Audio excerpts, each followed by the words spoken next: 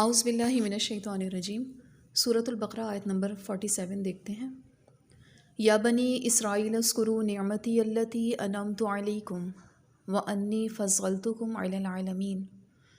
یا بنی اسرائیل، اے اولاد یعقوب، اے اسرائیل کے بیٹوں، اذکروا، یاد کرو، نعمتی، میری نعمت، میرے احسان، التی، جو، انعمتو، میں نے انعام کیے، علیکم، تم پر، وانی، اور بے شک میں نے، فضلتکم، فضیلت دے دی تم کو، علی العالمین، تمام اقوام عالم پر، جہان میں جتنی بھی قومیں ہیں ان سب پر تمہیں افضل کر دیا، تمہیں مقام دے دیا۔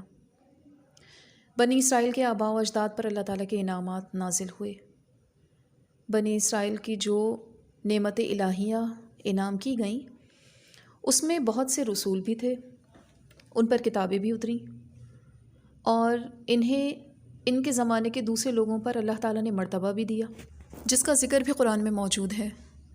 وَلَقَدِ اخْتَرْنَاهُمْ عَلَىٰ عِلْمٍ عَلَى الْعَالَمِينَ، یعنی انہیں ان کے زمانے کے اور لوگوں پر ہم نے علم میں فضیلت دی۔ اور ایک جگہ فرمایا وَإِذْ قَالَ مُوسَىٰ لِقَوْمِهِ يَا قَوْمِ اذْكُرُوا نِعْمَتَ اللَّهِ عَلَيْكُمْ إِذْ جَعَلَ فِيكُمْ أَنْبِيَاءَ وَجَعَلَكُمْ مُلُوكًا وَآتَاكُمْ مَا لَمْ يُؤْتِ أَحَدًا مِّنَ الْعَالَمِينَ، یعنی موسیٰ علیہ السلام نے فرمایا، اے میری قوم، تم اللہ تعالیٰ کی اس نعمت کو یاد کرو جو تم پر انعام کی گئی۔ اس نے تم میں پیغمبر پیدا کیے، تمہیں بادشاہ بنایا، اور وہ دیا جو تمام زمانے کو نہیں دیا۔ تمام لوگوں پر فضیلت ملنے سے مراد ان کے زمانے کے تمام اور لوگ ہیں، اس لیے کہ امت محمدیہ ان سے یقیناً افضل ہے۔ اس امت کی نسبت فرمایا گیا ہے کنتم خیر امہ اخرجت للناس تأمرون بالمعروف وتنہون عن المنکر وتؤمنون باللہ، تم بہتر امت ہو جو لوگوں کے لیے بنائی گئی، تم بھلائیوں کا حکم دینے والے، تم برائیوں سے روکنے والے، اور تم اللہ پر ایمان رکھنے والے ہو۔ اگر اہل کتاب بھی ایمان لاتے تو ان کے لیے بہتر ہوتا۔ سنن میں مروی ہے، رسول اللہ صلی اللہ علیہ وآلہ وسلم فرماتے ہیں، تم 70ویں امت ہو اور سب سے بہتر اور بزرگ ہو۔ اس قسم کی بہت ساری احادیث ہیں جن کا ذکر آگے بھی انشاءاللہ آئے گا۔ فضلتکم، تمہیں بڑائی دی، یہ لفظ فضل سے مشتق ہے جس کے معنی بڑائی۔ تمام عالم پر فضیلت دینے کا مطلب یہ ہے کہ بنی اسرائیل تمام فرقوں سے افضل رہے اور کوئی ان کا ہم پلہ نہ تھا، البتہ جب انہوں نے حق کو چھوڑ دیا، شریعت کو بھلا دیا اور نبی آخر الزماں صلی اللہ علیہ وآلہ وسلم کی مخالفت اور مقابلہ کیا تو وہ فضیلت بالکل جاتی رہی، اور پھر انہیں مغضوب علیہم اور اہل ضلال کہا گیا، اور امت مسلمہ کو خیرہ امہ کا لقب ملا۔ العالمین، تمام جہان۔ عالمین کا واحد عالم ہے، یہاں عالمین سے مراد دنیا کی تمام اقوام ہیں۔ ایک وقت تھا جب بنی اسرائیل کو تمام جہان والوں پر فضیلت دی گئی تھی، جب دنیا کی تمام قومیں گمراہی اور تاریکی میں بھٹک رہی تھیں، شرک اور بت پرستی میں مبتلا تھیں، بدعتوں اور بدعنوانیوں میں مست تھیں، تو صرف بنی اسرائیل ہی ایک ایسی قوم تھی جس کے پاس توحید کا تصور تھا اور ان کو آسمانی ہدایت نامہ میسر تھا۔ اس سے بڑھ کر اور کیا فضیلت ہو سکتی ہے؟ رفتہ رفتہ یہ لوگ اپنی کمزوریوں اور بدعنوانیوں کے باعث راہ راست سے بھٹک گئے اور آسمانی ہدایت کو پس پش ڈال دیا۔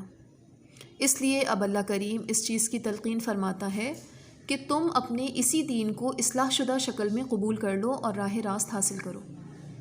تقوی اور ایمان کا حصول صبر اور عبادت کے ذریعے دشوار تھا، اس لیے اس کا آسان اور قابل عمل طریقہ بتا دیا، اور وہ ہے شکر۔ یہ انسانی فطرت ہے کہ انسان اپنے منعم اور محسن کے ساتھ محبت کرنے لگتا ہے، اسی لیے اللہ رب العزت نے بنی اسرائیل کو اپنے احسانات اور انعامات جو ان پر وقتاً فوقتاً کیے گئے تھے یاد دلا رہے ہیں، اور ان کی بد کرداریاں بھی ظاہر کر رہے ہیں۔ بنی اسرائیل کا فضیلت کے اس قدر اونچے مقام سے گر کر غضب الہی کے گڑھے میں گر جانا اہل عالم کے لیے عبرت کا نشان ہے۔ ان کی اس حالت سے نصیحت پکڑنی چاہیے اور ان اعمال سے گریز کرنا چاہیے جو اس قوم کی تباہی اور بربادی کا سبب بنے۔ اللہ تعالیٰ نے بنی اسرائیل کو دینی اور دنیاوی دونوں اعتبار سے فضیلت دی تھی۔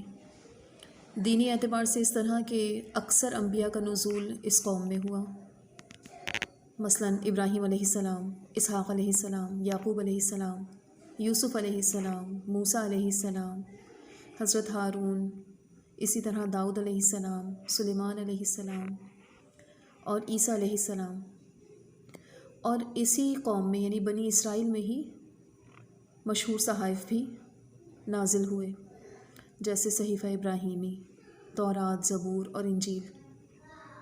اور ان میں علمی شخصیات بھی گزری، یعنی یہ علم کے ماہر لوگ تھے. اور جو دنیاوی اعتبار سے ان پر فضیلت تھی وہ یہ کہ ان کو اللہ تعالیٰ نے مال سے نوازا تھا. اسی طرح ان کے پاس شہرت تھی، عزت تھی، جاہ و جلال، طاقت. تو یہ تمام وہ نعمتیں تھیں جو اور لوگوں میں نہیں تھیں. تو اللہ تعالیٰ نے اس احسان کو یاد دلایا کہ تم وہ احسانات یاد کرو جو ہم نے تم پر نازل کیے. اور اب ان احسانوں کو جتانے کا مطلب یہ تھا کہ اللہ کے شکر گزار بن جاؤ اور اس کا وعدہ پورا کرو. وآخر دعوانا ان الحمد للہ رب العالمین.